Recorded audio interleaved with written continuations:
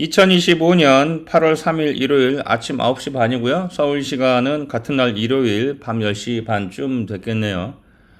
이번 영상은 요 썸네일에 써있듯이 트럼프 일기, 제가 2017년부터 2021년 초 4년 동안의 트럼프 일기 때하고 2021년 1월부터 2025년 1월까지 4년 동안에 조 바이든이 대통령하고 있을 때 그 미국 증시 지수가 대표적인 거 3개 있죠. 다우 지수, S&P 500, 나스닥. 요 지수 성과를 한번 비교해 봤어요. 물론 뭐 여러 가지 그 팩터들이 있죠. 뭐 통화량이 얼마나 늘었냐, 정부가 얼마나 뭐 지출을 많이 했냐, 뭐 이자율이 어떠냐, 여러 가지 실업률이 어떠냐, 여러 가지 그 팩터들이 있지만 일단은 그 최종 결과물인 일단 증시 지수만 비교를 해봤어요. 요 왼쪽 그림은 트럼프 일기 때 주가 성과, 나스닥, S&P 500, 다우. 오른쪽은 조 바이든 때. 일단은 큰 그림을 보면서 좀 더 자세하게 설명을 해볼게요.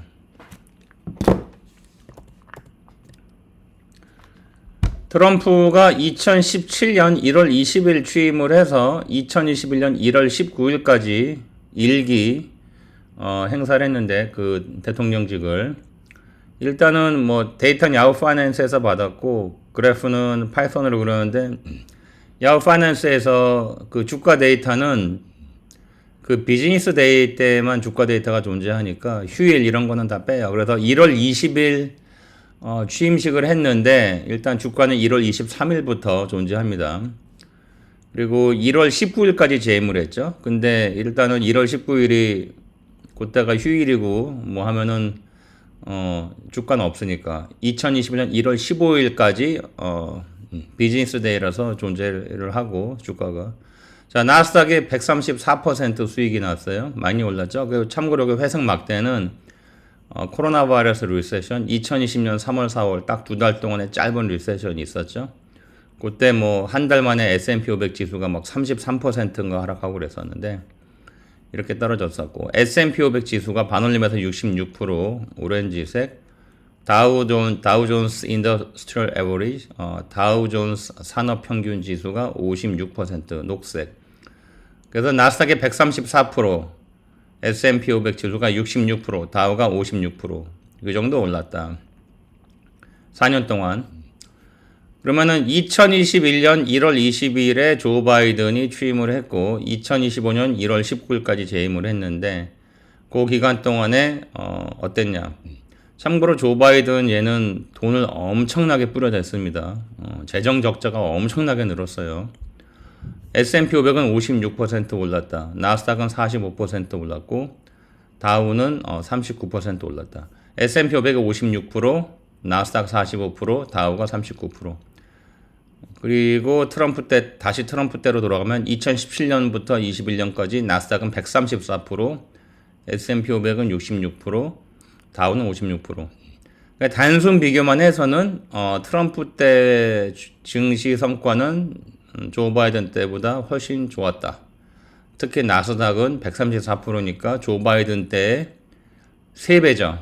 나스닥 지수는 S&P 500은 조 바이든이 56%, 트럼프는 66%, 다우 지수는 트럼프가 56%, 조 바이든은 39%. 그러니까 조 바이든은 돈은 돈대로 쓰고 주가 성과는 트럼프 때보다 못 미쳤다. 트럼프는 취임해서 코로나 바이러스 때까지 페드가 금리를 계속 올렸습니다.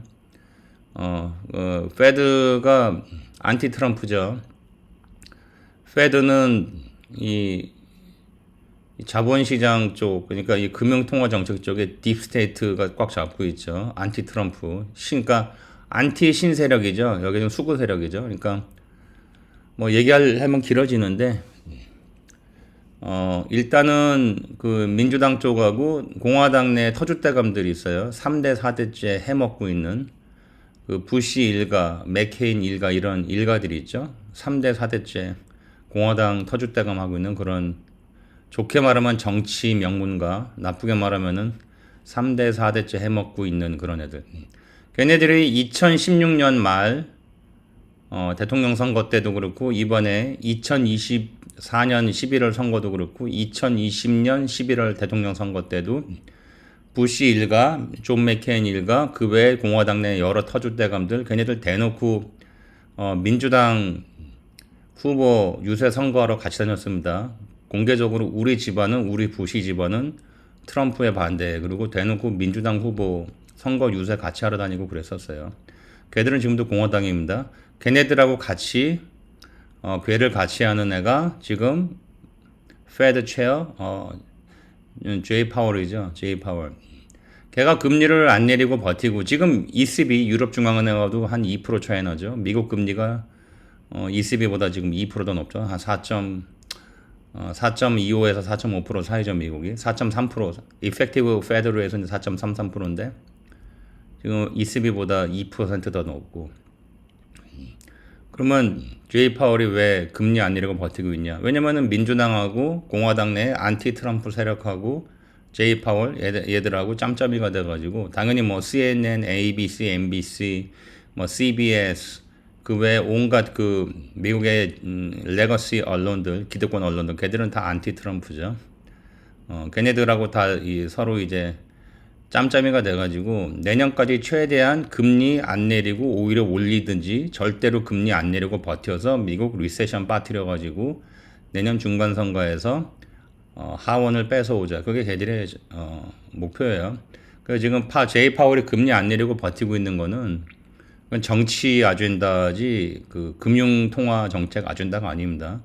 한국에 있는 많은 유튜버들, 뭐 한국에 있는 그 제도권 언론들 다 삼류들이죠. 뭐 SBS, 뭐 한경 다 삼류들 나와서 떠드는 거. 미국에 있는 그 레거시 언론들 떠드는 거 똑같이 그냥 앵무새처럼 반복하는 그런 것들. 뭐 트럼프가 역시 또라이다. 트럼프 미친놈이라서 중앙은행의 독립성을 해치고 있다. 뭐 다 개소리입니다. 지금 트럼프는 이렇게 생각하면 돼요. 그러니까 고려 말기에 트럼프는 일종의 신세력의 기수 역할을 하고 있는 그 트럼프 현상의 어떤 트럼프 바람몰이에 트럼프 개인이 아니라 트럼프 현상이죠.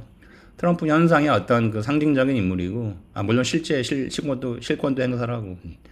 이 기득권에는 민주당이 아닙니다. 이 공화당 내에 있는 공화당 내에 있는 그 3대 4대째 해먹고 있는 그런 부시 집안 같은 애들, 그리고 그리고 계속 부통령 오래 해먹었던 딕 체니, 그런 딕 체니 집안, 걔네들도 지금 한 3대째 해먹고 있죠. 걔네들은 말만 공화당이지 걔네들은 그냥 민주당하고 같이 잠시 정권 논아먹고 있는 한국의 내각제 세력하고 같은 애들이에요.